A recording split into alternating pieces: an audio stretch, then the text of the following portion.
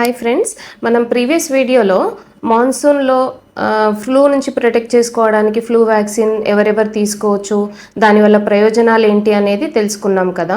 మరి 6 months లోపు పిల్లలకి ఫ్లూ రాదా? ఒకవేళ వస్తుంది అంటే రాకుండా మనం ఏం చేయొచ్చు, ఇలాంటి వాటి గురించి మనం తెలుసుకుందాం. సో 6 months లోపు పిల్లలకి ఫ్లూ వ్యాక్సిన్ అనేది ఇవ్వకూడదు.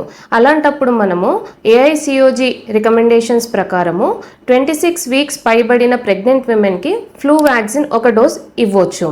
సో ఈ ఫ్లూ వ్యాక్సిన్ వల్ల తల్లికి బిడ్డకి ఇద్దరికి ప్రయోజనం ఉంటుంది. సో బిడ్డకి ఎట్లా అంటే ట్రాన్స్ప్లాసెంటల్ అంటే మాయ ద్వారా మనకి ఫ్లూకి సంబంధించిన యాంటీబాడీస్ అనేది బిడ్డకి ట్రాన్స్ఫర్ అవుతాయి. అలానే డెలివరీ అయిన తర్వాత బ్రెస్ట్ మిల్క్ ద్వారా మనకి యాంటీబాడీస్ అనేది ట్రాన్స్ఫర్ అవుతాయి. సో ఇలా మనం 6 months లోపు పిల్లల్ని ఫ్లూ నుంచి కాపాడుకోవచ్చు. అంతేకాకుండా కకూన్ వ్యాక్సినేషన్ అనేది ఒకటి ఉంది.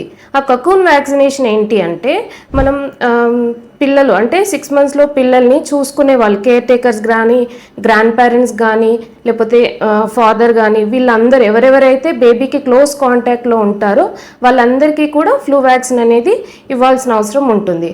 సో దీని ద్వారా మనం 6 months పిల్లలకి ఫ్లూ నుంచి ప్రొటెక్షన్ ఇచ్చుకోవచ్చు.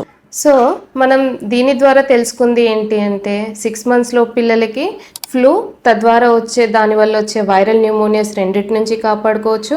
అంతేకాకుండా గర్భిణీలకు అంటే 26 వారాలు పైబడిన గర్భిణీలకు కూడా ఒక ప్రొటెక్టివ్ లేయర్ లాగా ఈ ఫ్లూ వ్యాక్సినేషన్ అనేది హెల్ప్ అవుతుంది.